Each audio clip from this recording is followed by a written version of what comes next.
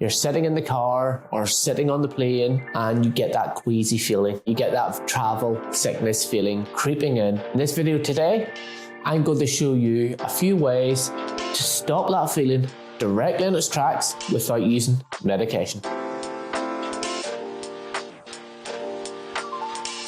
To effectively stop travel sickness, we have to learn why it happens and what's going on in the body, the nervous system, and the brain when you start to feel sick. Travel sickness is about sensory mismatch. So if the information you give to the brain is different, there is going to be a problem. You need your senses to be given the same information to the brain. And that's what we're going to do in this video. Now, the three most important satellites that you have feeding you information are, in order of importance, your visual sensory system, your vestibular sensory system, so your balance system that lives in your inner ears, and your proprioceptive sensory system, and that's your joints, muscles, ligaments, tendons, all of that kind of jazz. If one or more of these systems aren't sending the same information to your brain as the others, there is a thing that we like to call sensory mismatch going on, and that is the root of travel sickness. Let me explain. You need the information from these three to be saying the same thing. If one of these satellites drops offline or starts sending wonky information, so incorrect information or lower quality information in comparison to the other two, your brain gets a little bit confused because it's getting different information from all the sources and it doesn't know which one to believe.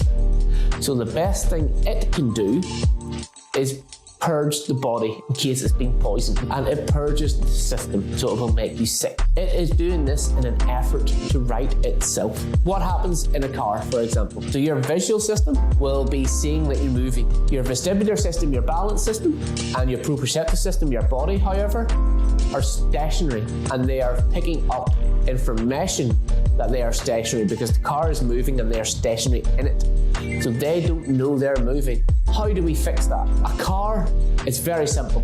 If you're in the front seat or in the back seat, it doesn't really matter. You can still see out the front window. If there's a vehicle in front of you, look at the boot emblem or the license plate and focus on that. Why?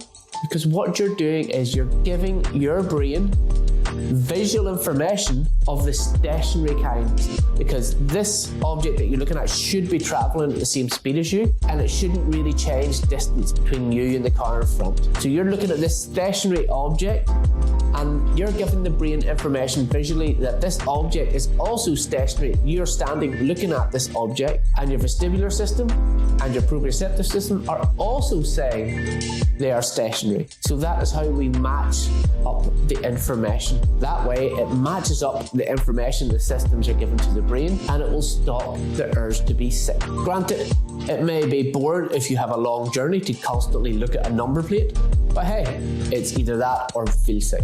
With a boat, they've always said if you feel seasick or travel sickness in a boat, to go out onto the deck where the horizon is. And there's sound logic behind that because it does the exact same thing as in the car.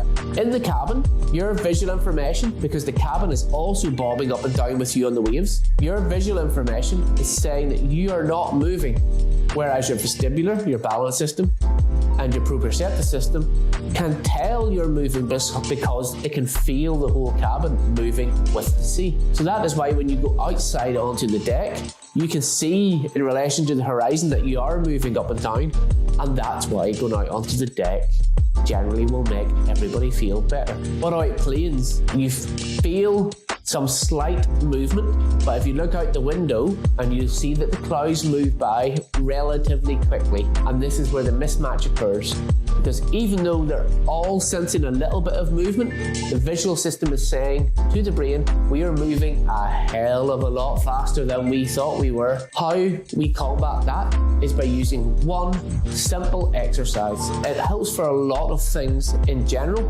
but we can also use it to combat travel sickness. So we call this convergence, and what we're going to do is we're going to focus on the ability of the eyes to smoothly follow an object as it's coming towards the face and moving away from the face. So we're focusing on this stationary part of the target as the whole target is slowly coming towards us. That way, we are telling the brain that there is the tiniest amount of movement, and that will match up with what the balance system and the proprioceptive system are telling the brain. So let's do it together. So what we're going to do is we're going to use a thumb for this. Now, if you want, if you're into neuro training or if you're into getting better performance or pain relief, you might already have a neuroband. But for the point of this exercise, let's just assume this is first time you've ever done anything like this. So we're going to use the training aid that hopefully most of you will always have with you. So we're going to line our thumb up with the bridge of our nose. Now, we don't want to line it up with the tip of our nose, as that is a different nerve for looking down. We want to be looking forward. So the thumb is lined up with the bridge of the nose and held out at arm's length. You're focusing on the thumb. It's going to be totally clear and in focus. And you're slowly going to bring it in towards that bridge point of your nose. Follow it with both eyes. Now, about here for me, it starts to go blurry. That's totally cool. That's fine. What you don't want to do is let it split into two. So once it starts splitting into two, which for me is here, I back off. And then that's the level I go into. So now I just walk it back slowly out while focusing on it. And then in. Blurry's fine. Stop before I split into two. And go out. What you want to do is about 10 reps of that.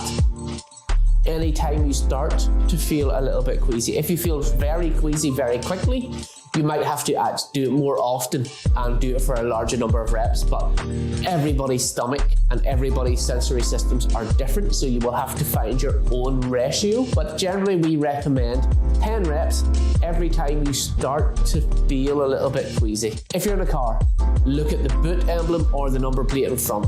It should stay at roughly the same distance, and therefore you're matching up all the sensory information, so let's say it's the same thing.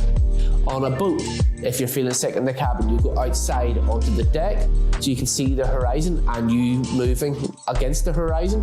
That then matches up all the sensory information again, so it's telling the brain the right thing. On a plane, you use a slow-paced convergence drill so that you tell the brain you're moving very slowly, so it matches up all the information from the other sensory systems, so you're telling the brain the same thing.